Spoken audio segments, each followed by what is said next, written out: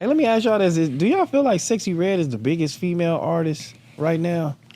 Like, like I ain't gonna say the biggest female artist. I'm gonna say she get the most press, like attention, for some reason. Like, cause I feel like Lotto, I feel like Cardi, I feel Nicki Minaj still in there. Like, Nicki's still big, the biggest. Bro, but I seen Sexyy Red perform at BET Experience at the Staples Center, homie. The reaction. I think it's undoubtedly that she's the hottest. We could, like, there's maybe two conversations because, to your point, Nicki's always going to be the biggest. She ain't the biggest, but she's the hottest. But Sexyy Red is the hottest female artist right now, and not that's not saying she's the most talented or the best lyricist. You know, like you said, there's people like Lotto that exist and can rap their asses off. But Sexyy Red's reception. Even when I was in Atlanta for the BET Awards, BET Hip Hop Awards in 2023, they did nominations and they just be like, you know, like nominated for best female artist or best new artist, I think it was. And they say the names out loud and you hear people's reaction. I don't think it was even close when Sexyy Red's name is said. Just the rounds of applause. Like she's the only person on the BET red carpet this year that heads turned. And people stopped. I was talking to E40 about politics. And behind him, Sexyy Red is on there throwing money, twerking, and people are losing their minds. I'm like trying to have a serious conversation about politics with E40, but Sexyy Red is behind, and her star power is. See, you just said it right there. Star power. You're trying to have a political conversation with a grown ass man, E40, right? Yeah. Sexyy Red back there. She get all the airtime. Fuck it, nigga. We just throwing money in his might ass. Might be a metaphor, That's fucking crazy. Are we talking about music politics or street politics? Yeah, this was like presidential election politics. Oh, we gonna get to that. I want to ask you that too because you're from Canada too. But have you ever like been banged on out here, like or been pressed, like in Los Angeles? No, and I hope to never put myself in a situation. You said your girl from Inglewood? Yeah. Your girl is from Inglewood. Inglewood, South Central. Yeah. I mean, you be over there all the time? Roscoe's? I love Roscoe's. When I first moved out here, that was like my go-to spot. But no, I never. You know what's funny? I don't really leave the house that often. Like I'll go out to events now, but I really like to just be in my place making content. Like that's doing your thing. Is that? But how do you learn? Like for outsiders, is there code that you have to basically learn for just to live in LA? Get with somebody that's good out here, and you got to move around with them and learn the ins and outs. That's my best advice, unless you want to go off trial and error. Hang with DJ Hit. Yes.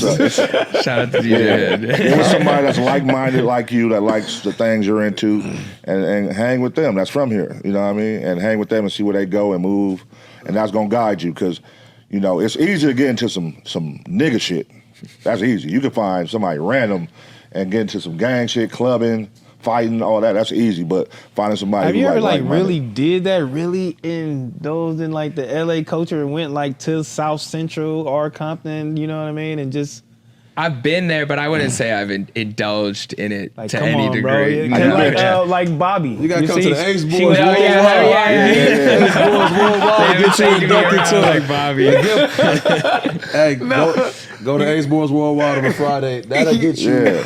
If you guys invite me, I'll pull up with you. No, I'm saying that's his show. That's his show. Culture over there. You get a good gist of, you know what I'm saying, from in that room to out that room. You know what I mean? No, we gotta send him over there with YG too.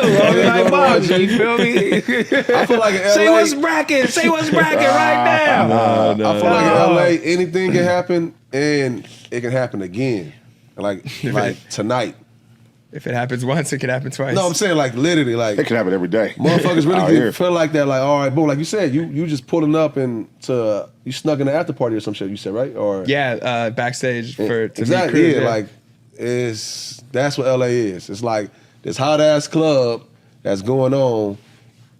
Somebody thinking like I'm going to that motherfucker and I'm gonna meet somebody. You know what I'm saying? I'm gonna get connected with somebody. I think LA is like that. Like the land of opportunity. Anything can happen and it can happen again. Well, the magic of LA, I experienced so quickly, is that things happen quickly when you're on the right path, I find. Right. Like you'll see a lot of signs of confirmation that you're doing the right thing or this is for you because you'll meet someone and they'll tell you that, or you'll literally be placed in an opportunity and be like, oh, I'm actually here. Okay, I'm doing the right thing. I'm going to do more of that. Right. So there's a lot of places that don't have, we talked about energy. LA, I feel like has a tangible energy of opportunity and anything can happen. I don't think a lot of places have that. Right. Manifestation is here.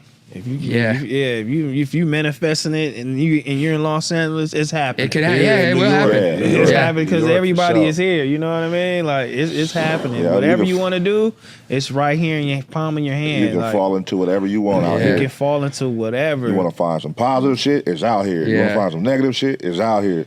You know what I'm saying? Whatever you want to do, whatever dream you got, whatever you want to become, you got a better chance of doing it out here. I do got one question. So it's something that stood out to me. So Elliot, how long has he been out here at West Coast? Years. I don't know the exact amount of years, but it's been, I think, at least over 5 years. So you out here, been out here longer than him? I don't know that to be true. He might have been here more than 10 years. I just know it's been a long time. Long time? All right, for sure. West All Coast right, yeah, Wilson. 'cause- no, because it seemed like he just popped up. Like maybe it's because his head being so close to him. I felt like he just got out here last year or so. And No, then what he Elliot was doing a lot behind the scenes for a long time too. Like he's a writer too. You know, Yeah. we got to remember he actually is a journalist. So Yeah. a lot of it is words and his face. You know, we didn't really see his on-camera personality until maybe 2010s, right? When he was doing Crown and he was doing interviews with Drake, which I think sparked a whole lot of Right. the Kendrick beef. He was doing interviews with, Cole and all those guys. And I think it was really just a perfect, we talked about like manifestation. I couldn't have even manifested the bigger picture if I wanted to. Like it was beyond what made sense in my head. For example, so I've been working at Hip Hop DX for 5+ years, doing interviews for them, doing content.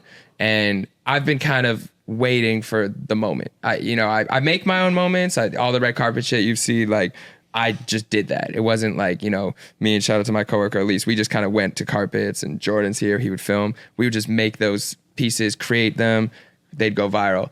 But I was waiting for the moment. And Elliot, so we were under new ownership and they brought in Elliot to be like the head of kind of hip hop journalism at Uproxx and Hip Hop DX. Uproxx bought Hip Hop DX, right?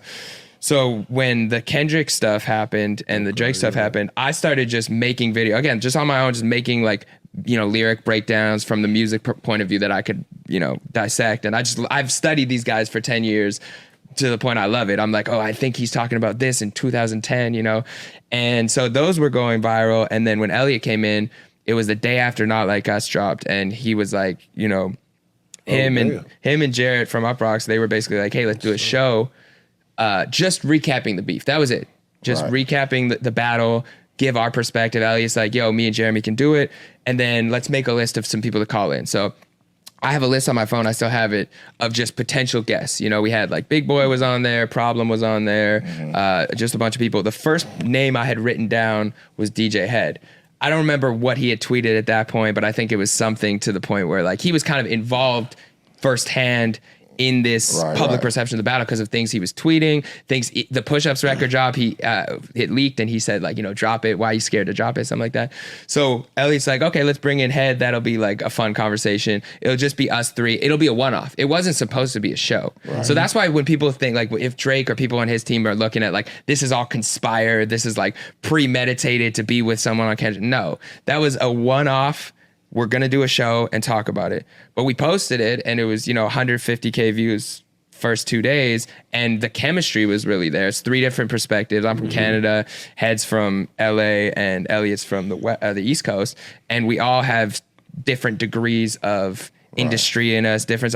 So it worked. So we're just like, let's do it again. So to your point, it's like I manifested it. I wrote down on my notepad, I want to have a show that I do weekly where people come and look for my opinion on hip hop, where I'm respected by my peers.